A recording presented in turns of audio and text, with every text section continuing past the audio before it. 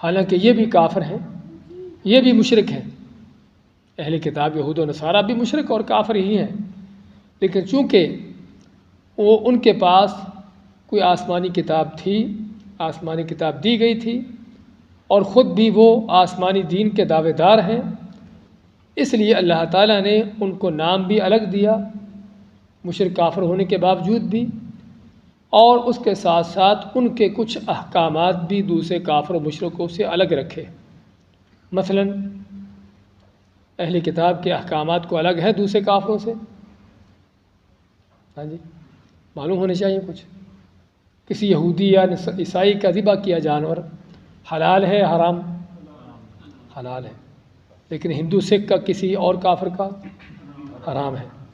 اس کا معنی ایک فرق تو یہ ہوا کہ اہل کتاب کے ذبح کیا ہوئے جانور وہ ہمارے لیے حلال کیے گئے، بشرطے کہ ذبح کیے گئے ہوں، وہ بجلی کے کرنٹوں سے اس طرح سے مارے نہ گئے ہوں جس طرح کہ آج کل کے حالات ہیں۔ آج کل ذبح کرنے کا ان کے ہاں سلسلہ کم ہی ہوتا ہے، زیادہ وہ جانوروں کو ویسے مارتے ہیں۔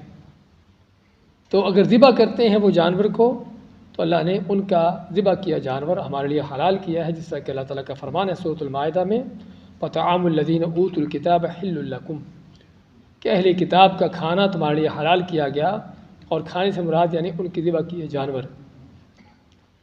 اور اس کے علاوہ اور بھی کچھ چیز ہیں، نکاح کے حوالے سے بھی اہل کتاب کی یہود و نصارہ کی عورتوں سے اگرچہ وہ اپنے دین پر ہی ہوں تب بھی ہمیں ان سے نکاح کرنے کی اجازت دی گئی ہے۔ اکثر لوگ سوال کرتے ہیں کہ اس کا مسلمان کرنا ضروری ہے، بھی مسلمان ہوگی تو پھر فرق کیا رہا؟ سمجھے نا؟ اصل تو یہی ہے کہ وہ اپنے دین پر باقی ہو، پھر اس سے نکاح کرنے کی اللہ نے ہم کو پھر بھی اجازت دی ہے، اگرچہ اس کو بہتر نہیں سمجھا۔ اصل تو یہی ہے کہ مسلمان کا نکاح کسی مسلمان عورت سے ہو، اور نہ کہ صرف مسلمان بلکہ دیندار ہو، بااخلاق ہو۔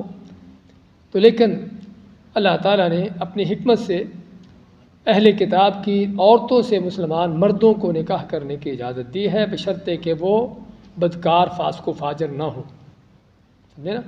اگر فاسق و فاجر قسم کی ہیں، بدکار زانی ہے تو پھر نہیں۔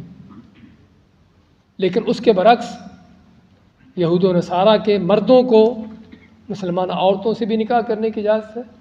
نہیں، وہ نہیں ہے، تاکہ کوئی اس پر غلط قیاس آرائی نہ کرتا پھرے کہ اگر ہمیں ان کی عورتوں سے نکاح کرنے کی اجازت ہے تو ان کے مردوں کو بھی ہماری عورتوں سے نکاح کرنے کی اجازت ہوگی، ایسا نہیں ہے۔ تو مسلمان عورت کا کسی کافر سے نکاح نہیں ہو سکتا، چاہے وہ یہودی عیسائی ہو یا کوئی اور کافر ہو۔ اور آج کے اس زمانے کے جو بڑے فتنے ہیں اس میں یہ بھی بہت بڑا فتنہ چل رہا ہے کہ مسلمان عورتیں کافروں سے ان کے نکاح ہو رہے ہیں، خصوصاً انڈیا وغیرہ میں۔ وہاں پر ہندوؤں کے ساتھ کالج یونیورسٹیوں کے اندر دوستیاں یاریاں قائم ہوتی ہیں، اور وہیں سے پھر آگے وہ نکاح اور رشتے ناطے شروع ہو جاتے ہیں، اور یہ سراسر حرام ہے۔ اور اگر کوئی اس چیز کو جائز سمجھتے ہوئے کرتا ہے تو کفر ہے،